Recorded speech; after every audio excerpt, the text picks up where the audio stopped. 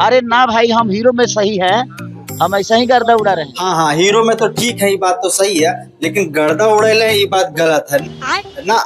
आदमी बुरा माने चाहे भला माने, लेकिन जो सच है वो सच है। खेसारी भाई, एक बात तो क्लियर है कि हीरो के तौर पर जिस तरीके से एनर्जी होती है ना फिल्म में, एक्टिंग में, चाहे कॉमेडी में, हर चीज में अगर कोई परफेक्ट तरीके से कर ले जाता है भोजपुरी में, तो खेसारी लाल यादव उसमें नंबर 1 पर आते हैं। खाओ माँ कसम। लेकिन लेकिन लेकिन इस समय जो ग्राफ चल रहा है, इस समय क्या चल रहा है, लगभग 2025 का पूरा जोड़ लीजिए और 2024 का लास्ट वाला भी जोड़ लीजिए, मतलब ये टोटली एक साल का ये जो पूरा टाइम लाइन है ये बहुत बेकार है। बाकी साल से, पिछले साल से, उससे पिछले साल से, उससे पिछले साल से जिस हिसाब से खेसारी लाल यादव का गाना आता था, जिस हिसाब से धुरंधरी वाला एक मतलब एक रिकॉर्ड सेट करता था कि कम से कम 2-3 को 3.5 400 मिलियन वाला गाना हो जाता था, और इस बार ऐसा हुआ कि 100 मिलियन पर भी लानत पड़ी लगी है, मतलब लाले लगे पड़ी है। जानकी आदमी कैसे तैसे करके 100 मिलियन एक आध को गाना पहुंचाया है। तो सोच लीजिए कि खेसारी लाल यादव के स्टारडम को ये चीज तो डिजर्व नहीं करता है। ये चीज तो भाई नीलकमल सिंह भी कर लेते थे, अरविंद केला कल्लू भी कर लेते थे, इस बार तो समर सिंह भी कर रहे हैं। तो ये सब चीज कोई बड़का चीज तो है ही नहीं है। ये तो आपसे छोटे स्टार जो होते थे, आपसे कम जिसको फॉलो करने वाले लोग हैं, वो लोग इस तरीके का काम करते थे। खेसारी लाल यादव का मतलब होता है कम से कम साल में 6 गो 100 मिलियन वाला, साल में कम से कम 3 गो 200 मिलियन वाला, साल में कम से कम 2 गो 300 मिलियन वाला, और एक को कम से कम 400-500 मिलियन वाला भी धई देना। मतलब भोजपुरी का लेवल यही है भाई। एक सर्टिफिकेट देते थे भोजपुरी का, और वो खेसारी लाल यादव आज ऐसे लापता हुए हैं, ऐसे विलुप्त हुए हैं कि कहीं अते पता नहीं है। नहीं, इनका बहुत बेसब्री से इंतजार करने के बाद कुछ ऐसा गनमा होता है जैसा चल जाता है। जैसे ये सैयारा वाला गाना गाया हैंडसम हीरो वाला, ये वाला रेल सब जाकर देखेंगे तो कम से कम 8 लाख लोग से ज्यादा इस पर रेल बनाया है। इस तरीके का कुछ ऐसा गाना आता है, स्पेशनली गाना जो होता है बहुत ही एक्सपेंसिव और यूनिक गाना आता है,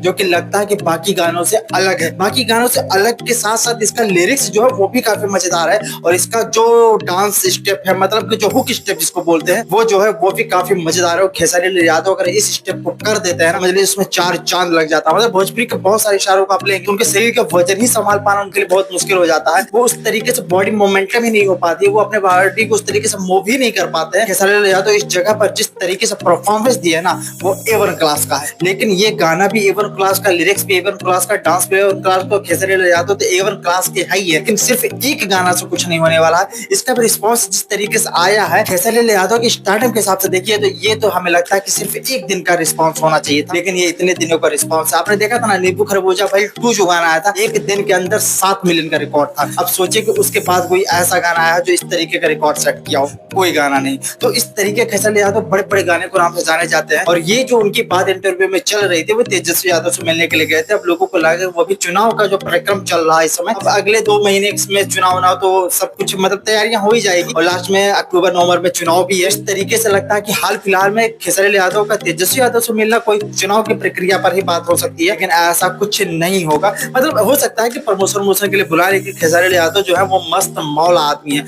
उनको ये सब पछड़े में नहीं पड़ना। वो सच में जो एक स्टार होता है, एक सुपर स्टार होता है ना, उसको एक महंगी महंगी घड़ियां, महंगी महंगी गाड़ियां, महंगे महंगे महल, महंगी महंगी चीजों का जो यूज करना होता है, उनका पूरा इसका फ्रीडम होता है। वो किसी भी तरीके से कहीं भी कुछ भी कर सकते हैं। उनका इस चर्चा पर भी और प्रचर्चा बन जाता है कि अरे यार खेसारी लाल यादव तो इतना बड़ा टोपी लगा रहे, इतना महंगा चश्मा लगा रहे, इतना महंगा घड़ी लगा रहे, इतना महंगा जूता पहने रहे, इतना महंगा गाड़ी लिए रहे। तो इस तरीके का बात होता है। लेकिन अगर वही आप नेता बन के करेंगे ना, कहेंगे हैं जनता के लूट लाट करके ये लोग काम तो कराता नहीं, एकदम भ्रष्ट नेता होते जा रहे हैं। और नेता के लिए कितना सैलरिया होगा भाई, लेकिन तब वो देखो किस तरीके से एकदम 5 लाख रुपए का खाली घड़ियां पहने हैं। तो इस तरीके का बात होने लगता है अगर आप नेता ही उतई में इधर उधर में घुसते हैं, और ऊपर से माथा पच्ची अलग से, कोई कुछ और बोल देगा, कोई कुछ और बोल देगा। मतलब ये चीज होता है ना, ये होता है इस इंडस्ट्री में भी होता है, लेकिन उस तरीके से कि जिस तरीके से पत्रकार भी आते हैं तो हमेशा ये पूछेंगे वो आपके बारे में ये बोला, वो आपके बारे में ये बोला। लेकिन खेसारी लाल यादव शब्दों का गहन अध्ययन किए हुए हैं। ये भले पढ़े लिखे नहीं, लेकिन शब्दों का जो इनकी बारीकी होती है बहुत ऊपर तक जाती है। किसी की सोच भी वहां तक जाए तो बहुत बड़ी बात है, और अच्छे अच्छे लोग इस चीज का लोहा मानते हैं। लेकिन फिर भी खेसारी लाल यादव हर चीज का जवाब दे ही लेते हैं, कोई बड़ी बात नहीं है इनके लिए। लेकिन ये सब पचड़े से बढ़िया है कि जब तुम स्वर्ग का राजा ही बने हो तो फिर राजा बन के रहो और राज राज करो अच्छे से। और इंडस्ट्री को अभी बहुत जरूरत है खेसारी लाल यादव की और पावर स्टार पवन सिंह की। खैर उनकी मति तो अलग है, वो जिधर जाना है उधर जाए, क्योंकि वो मुडीला आदमी। और मुझे भी ऐसा लगता है कि अब उनको ये चुनाव वाला प्रक्रम छोड़ ही देना चाहिए था, कम से कम 10-15 साल के लिए। और इस समय वो भोजपुरी पर राज कर रहे हैं, अभी वो बॉलीवुड में राज करेंगे।